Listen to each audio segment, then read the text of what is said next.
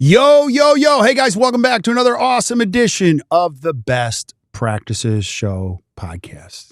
Have you ever thought to yourself as a dentist, well, I'm really frustrated. I'm just getting more and more frustrated, and I don't know what to do about it. Well, we're going to help you out of it. Today, I have an amazing coach on. Her name is Heather Crockett, and we talk about data-driven clarity. 3 steps you can turn that frustration that you feel that's driving you crazy into informed action. This is so powerful. You can use it in your practice and you can use it in your life. Please listen to this.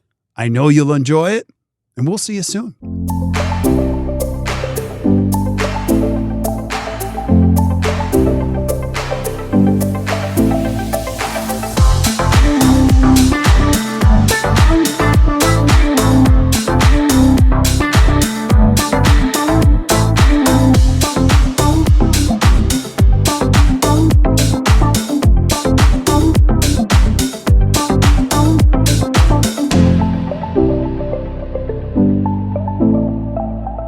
Hey guys, welcome back to the Best Practices Show podcast. I love this. I know I tell you that all the time, but I love it. Thanks you for showing up. Thanks for listening. And our goal is to bring you great information from great speakers, great thinkers, great teachers, great coaches, great leaders in this amazing industry to help you create a better practice and better life. We're going to do just that with Heather Crockett today, who's an amazing coach here at Act Dental. And one of the challenges you probably have as a dentist is you get frustrated.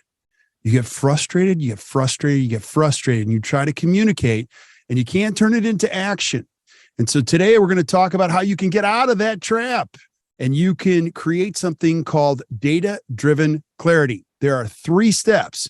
You can turn this frustration that you feel into informed action. So you don't want to miss this. So Heather, thanks for being on. I appreciate you as always. I appreciate you, Kirk. Thanks for having me. Yeah. And Heather, we're on the eve of Heather speaking at the Dental Intel conference. She's going to kill it. And we're so proud of her. So she's just become an amazing leader here.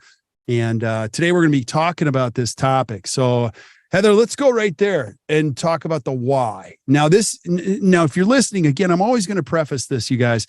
This is why we do the podcast. First of all, we love this industry. Secondly, if you don't know what we do, we're coaches. So we talk to great dental practices. I mean, people that take amazing CE, and they hire us for one reason, because they want to take a good or great practice and make it even better. So it requires better thinking, better systems, better communication. And this is what Heather and I and our team does all day long. So we're not just making this up. I'm not just saying, oh, here's an idea. Like, we have to take these problems and we got to create solutions for our clients. So Heather, give us some insight. You do this all day long. Why is this topic so important? It's so important because every single one of our clients deals with this. If you don't have any frustration in your practice, then you are not a normal practice because we all deal with issues and frustrations from time to time. So oftentimes our clients are making decisions that are emotionally based and not data driven. So that is my goal with this podcast, is to help our clients and our community, right? Anybody that's listening to this podcast, to help you to turn that frustration into that informed action, because there's so much frustration. Oftentimes we get to the brink of, okay, I'm just going to do this because it will help to take this off of my shoulders. It doesn't unless it's an informed decision. Yeah, I love it. And so as you're listening to this podcast and we walk you through these steps, you could also apply this in your own personal life, because frustration will continue to grow and fester like bacteria, and it'll ultimately become something worse than that. So one of the things I'll ask you to write down, if you take notes at all, you should take notes, is unresolved conflict always becomes a crisis. Let me say that again. Unresolved conflict always becomes a crisis. We just don't know when. So this frustration, if you're a dentist and you have frustration and it's just happening day over day, something will break. You'll either explode on a team member, you'll get burned out, you'll give up, you'll go, all right, forget it. So we don't want you to do that. So we're going to take this frustration and we're going to take it into informed action with a couple steps. So Heather, where do we start? Like, give us the starting point of when I'm frustrated. Where do I go? So where we start, we have to make it data with a number. Oftentimes we overthink things. Oftentimes we think things are worse than they are, or we may believe that the situation is better than it really is. So we have to give what it is that we're feeling a number. I want to give an example with a story, and I'm actually going to share this at IntelliCon. I get really excited when I share this story. And I actually just shared it with the team a couple of months ago, so I want to share that story as well. So my husband and I were newlywed, and we take a road trip. So I was born about 3 hours from here, and I still have family living in this really small town called Neola, Utah. And I don't know about you, Kirk, but I get really excited about road trips.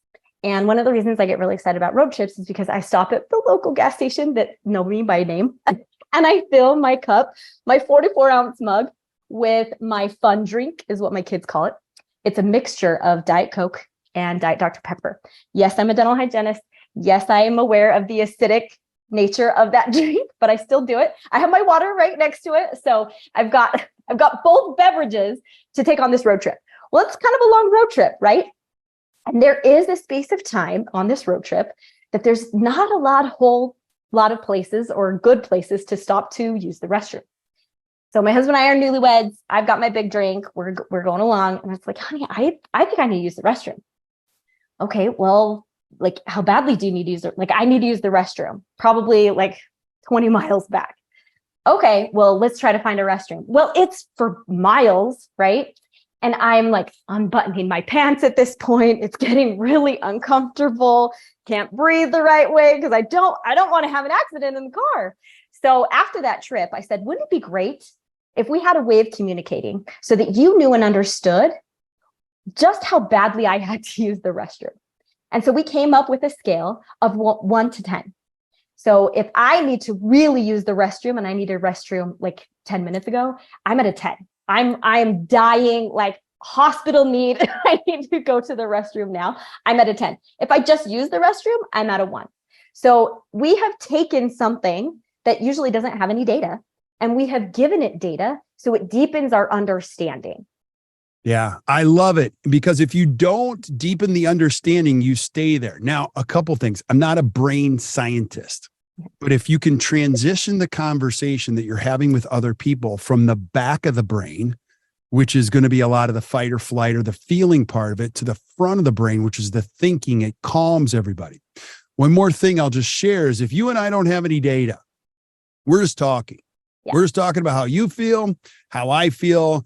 And there are a lot of times we're not even close on the stress level feel thing. So it's really important to get aligned. Now, I will tell you, I told Heather before I hit the go button, this is something I love doing with my kids. Even when we go on vacation, it's not even stressful stuff. I'll say to all my kids, and Sarah and I have 4 kids, like, we'll go to a restaurant. I'll go, what'd you think? That was awesome. And they go, yeah, it was great. And I go, give me a number. And they're like, oh, okay, number 7. I'm like, no, I was thinking that was a 10. And they're like, well, it didn't have this and this and this. And I'm like, wow, the number gives me great clarity on how close we were in shared experiences. Now, we're going to talk about this, but if you go to your healthcare professional, and I just went back for one of my physicals, on the desk, right to your right or left, is a pain scale thing. You have to point to a number if you're experiencing pain. Is your pain here? Is it here? Is it here? Because the doctor needs to understand where you are on the scale. What you're doing when you do this is you're making it an intelligent conversation so that now we can sort it. And so I like using data for everything because number one, it calms me. I'm an emotional guy. I can go, when we go to data, we can start to sort it and come together. Am I on the right track here, Heather? Totally. Yes. I mean, not only yourself, but your team members too can feel some stress and anxiety when we're uncertain of where we are and we can't read each other's minds. That data absolutely gives us that clarity. So I shared that story of having to go to the restroom with one of my teams a couple of months ago. And I asked for a few minutes into the break that I shared with the team that we were going to take at 9:30 a.m. At 9:32 a.m., I have a team member raise her hand and say, Heather, I'm at a 10. Like, I'm seriously at a 10. Can we take a break right now? I said, oh my gosh, absolutely. We'll just start right back here in 5 minutes. So you can see how it does. It's like, I need to use the restroom versus I'm at a 10. I totally get that. It takes it and it makes it so much more clear. That stress and anxiety is gone because now I have a way of telling the other people around me exactly what's going on. So yes, it helps to reduce that frustration, helps to reduce your anxiety and that of your team as well. So you're totally on the right track. Yeah, what's so funny is I went on a guy's trip to England to watch soccer. We drove all over England to watch soccer, and we did exactly that. So we had a driver and we stopped at a lot of the pubs. Well, as you can imagine, 6 adult men, like finally the driver's like, listen, we need some type of a system here because I can't pull over every 4 miles. And so even to this day in our group chat, was it a 9.5? Was it a 9.2? And so he knew whenever we got to a 9, like I got to pull over type of a thing. So I absolutely love it. So what's step number 2 if I'm feeling this? Like where do I start? What do I do next? Well, number 2 is you've got to collect and organize your data. So once you determine what it is that needs data, now you can start collecting that data.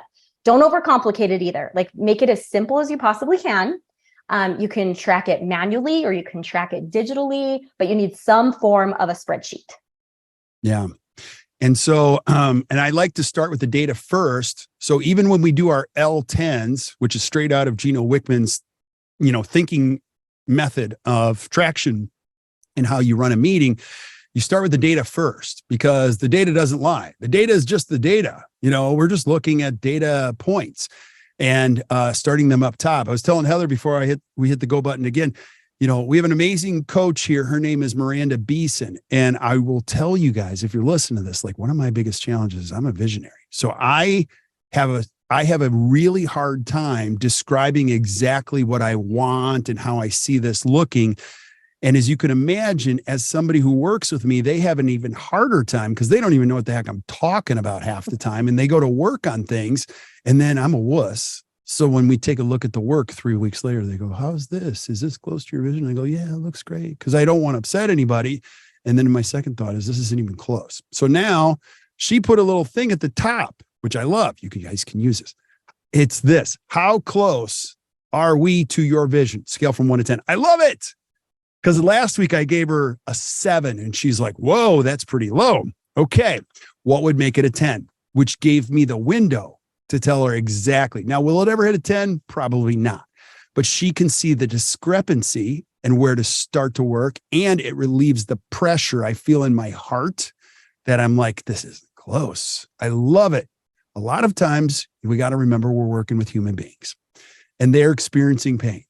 And everybody does. And here's the other challenge. The better you guys get with your dental practice, the higher the expectations are. So bigger the frustration. So this is a great way. If you can take this frustration, convert it into data, we can start to get somewhere. Can you share? We have an amazing member of our community. Her name, I won't use her name unless you want to, but you shared with me what her and her team are doing, and I love it. So I have a client in the community that, each department kind of went through a different phase of feeling burnout in the last year or so. And that is a huge frustration for a lot of practices right now. So if you're feeling that, guess what? You're normal. But what we did is, and I love what you say too all the time, Kirk, is that people can't argue with their own data. They just can't. It's the number, it's there. So what we decided to do is we decided to say, okay, if you're having a lot of bad days, clinical days in the practice, let's see just how many those are, how often are they happening? So we actually created just a really easy, simple table in Google Docs that has every single team member's name. I promise I can talk today. Team member's name on the left-hand side, and then the date of the month at the top. And then what they do is they tape this to the back door of the practice. And there's a little pen hanging there next to it. So as every team member walks out to their cars, they have to take the pen and write how they would rate their day from a 1 to 5. What kind of a day did you have today? Was it a great day? Did you see awesome patients? Did you stay on time? How did you feel? How was your level of energy? All of that goes into your rating from 1 to 5. So then at the end of the month, they could talk about that. And it's like, oh, I'm feeling burnt out. Well, all of your days were 4, 4.5, 5. What is it? And to your question earlier, Kirk, with what Miranda's saying, what would help us to get to a 5? It helps us to identify those gaps that you're talking about. And I love how you said you love that because it helps you to see that there's a gap and that we're not meeting your vision. Guess what? We love it too as a team member.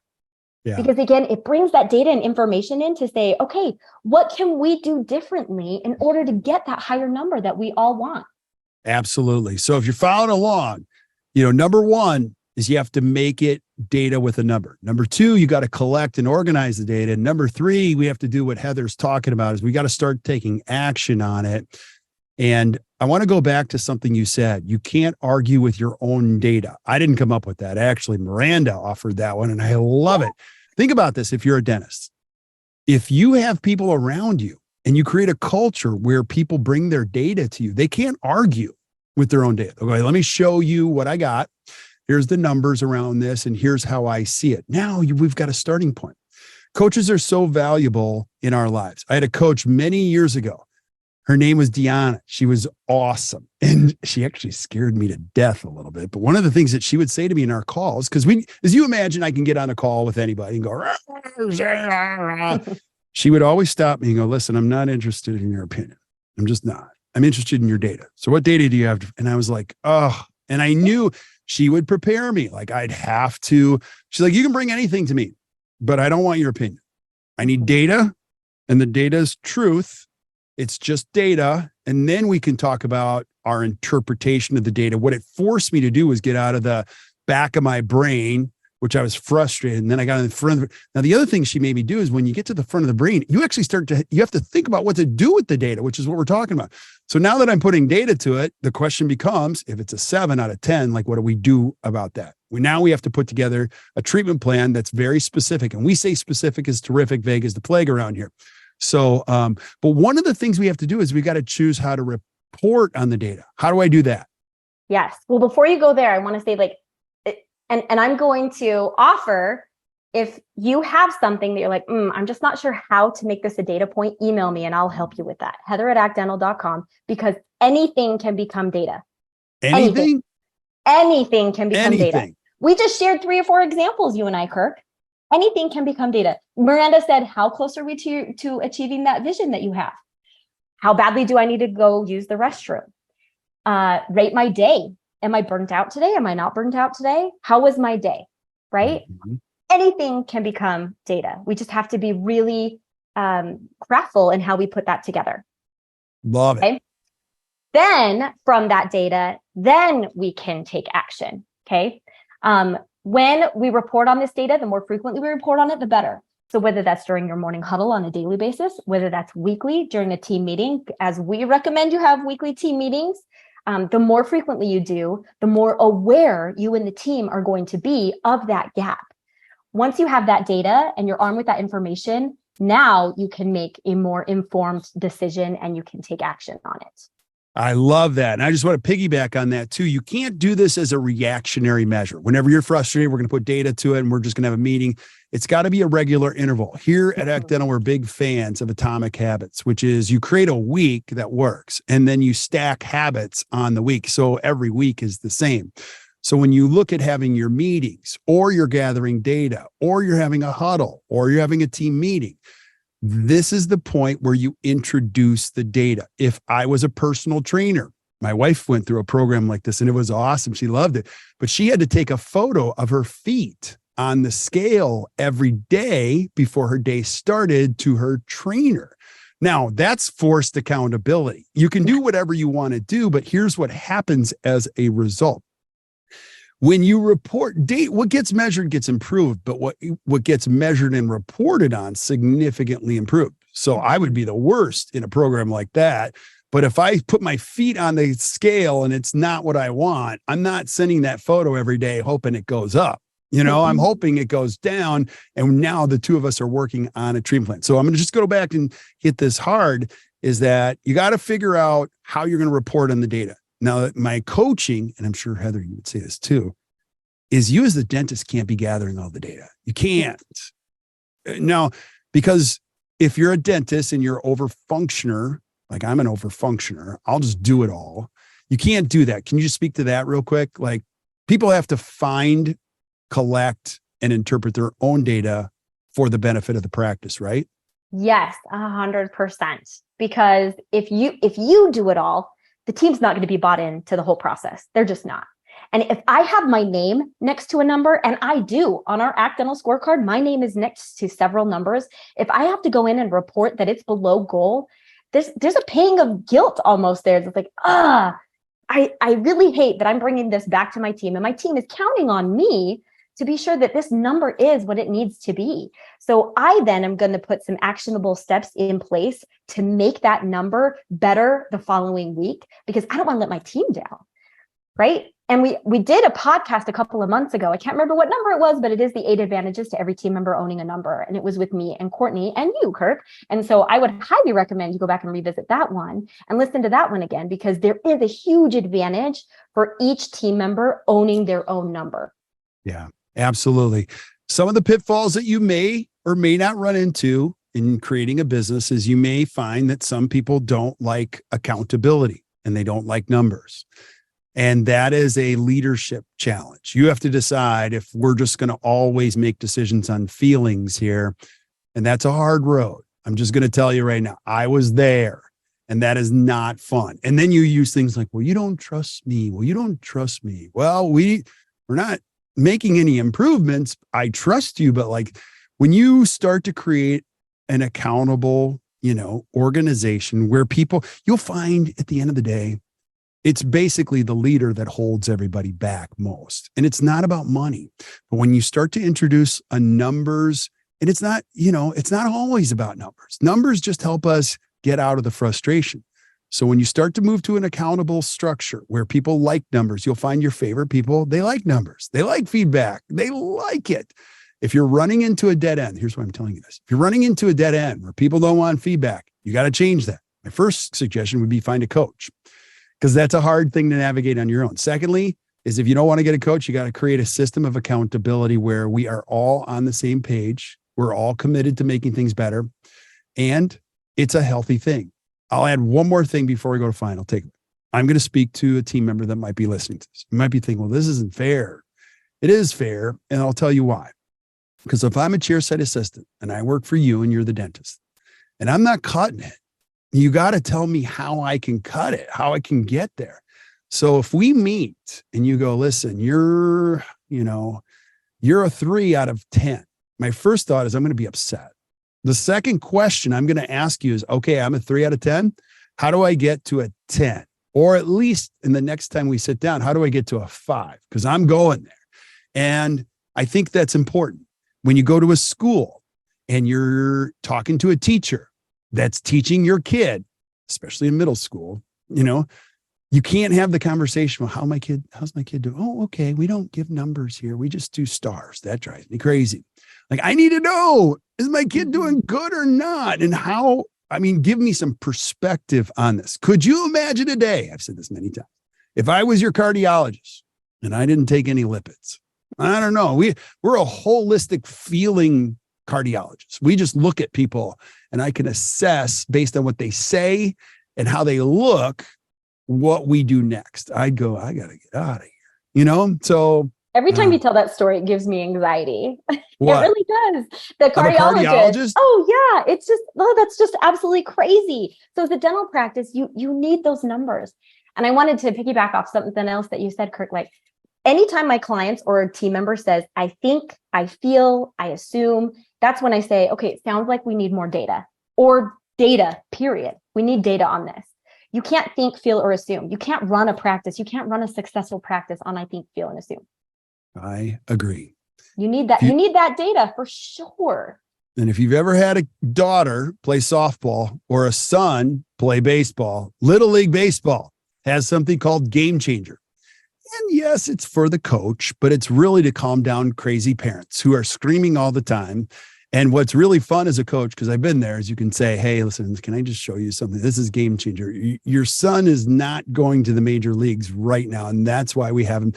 My son batted 9th one season, but he deserved to bat 9th that season because the number just, and I think my son is great, but like, it helps us understand where are we at with this. Okay. I'll get off of that. I just love this stuff, you guys. I can talk about this. Well, give us some final takeaways. So Any last thoughts on how to put this into action? Yes. Don't sit and stew in your frustration. Do something about it. Remember, anything can become data. So start tracking as soon as you possibly can, and delegate that tracking to your team as well, so you're not doing all of it. Allow time to collect your data. We can't just immediately say, okay, we collected data for today and now we're going to report on it tomorrow. You need some time, whether it's a week's worth of data, a month's worth of data, a quarter's worth of data, a year's worth of data, but don't wait too long too, because you need to start making those informed decisions as soon as possible. So collecting the data will mean nothing and will only increase your frustration unless you start making those informed, actionable decisions based off of that data. Yeah. One other thing I'll just add to that, and we didn't talk about this during the podcast, but data tells a story. If you are a team member and you start digging in, you're going to understand the story. We have a great accountant here. His name is Tom. Tom is semi-retired and he's just brilliant. So he helps us because he's going to school and he works here part-time. And it's so brilliant. I don't even understand what he's talking about. And he said, you have to understand, numbers always tell us something. We just have to figure out what they're telling us. And I'm like, this is so brilliant.